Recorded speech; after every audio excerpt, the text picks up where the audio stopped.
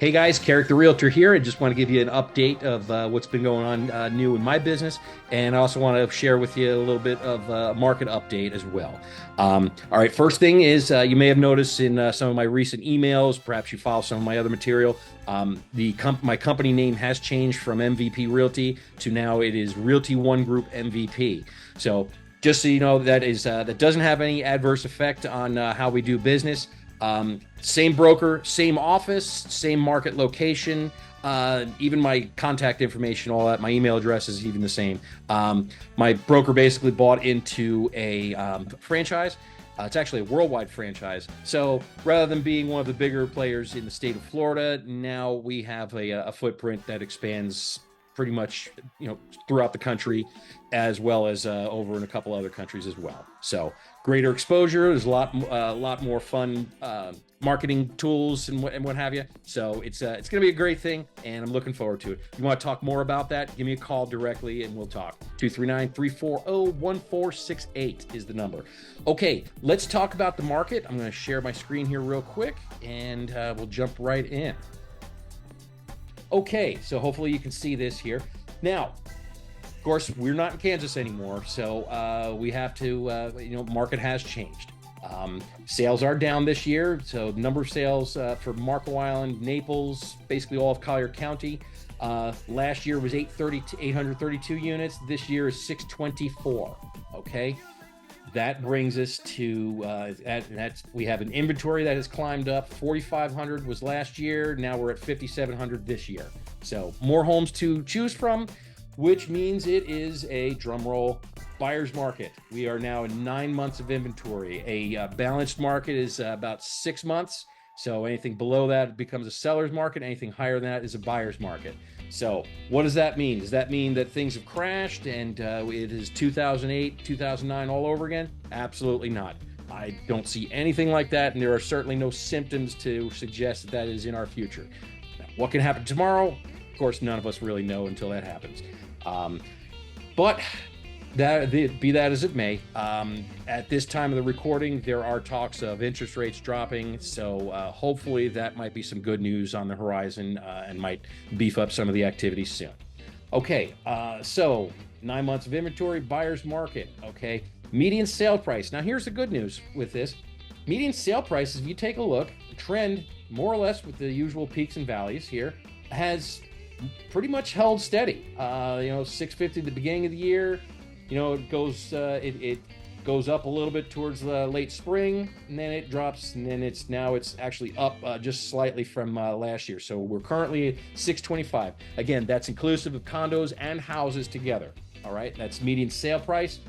Pair that with the list price, and you kind of see the same thing. Median listing price is actually up a little bit. 645 last year, 660 this year.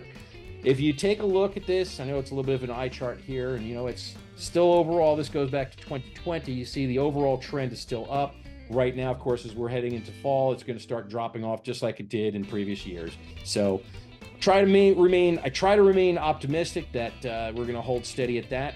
We'll see what the future holds. Okay. Now let's shift gears just a little bit. Talking about, let's put our buyer's hat on for a second. Now, again, let me pause for just a moment. We're in a buyer's market, as I mentioned. Now, what does that mean? Now, it doesn't mean for anything, I wouldn't say it's any reason to panic if you're a buyer, if you're a seller. But it is important that you want to keep a close eye on what the rest of your local market is actually doing, and price it accordingly. The days of naming your own price, that's just not where we are, and I can't tell you when that's going to happen again. We're in election year right now, and but there's, again, I mentioned there's talks of interest rates dropping again. What kind of effect that's going to have, that still remains to be seen. So I try to stay optimistic that things are going to still remain relatively strong. We'll see what happens. Okay.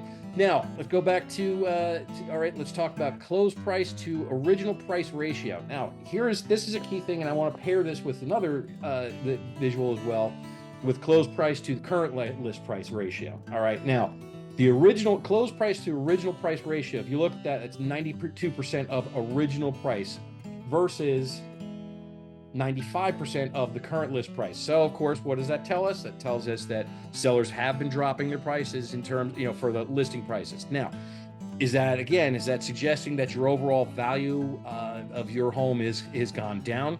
Well, you really have to think of it like this: the median sale prices. Let me see. I think I had that one as well. Whoops, and there it is. Median sale price has more or less remained pretty consistent. So no, but I think the days of trying to aim for the stars and then and then just dropping your price, I think that's probably not the best strategy. And so I think that if you're going to price it right the first time. I don't think it's wise at this stage of the game to try for a higher price with the hopes that you'll get something close to that and offer flexibility, because you will end up getting left out in the cold with a competing property that is priced lower. Okay.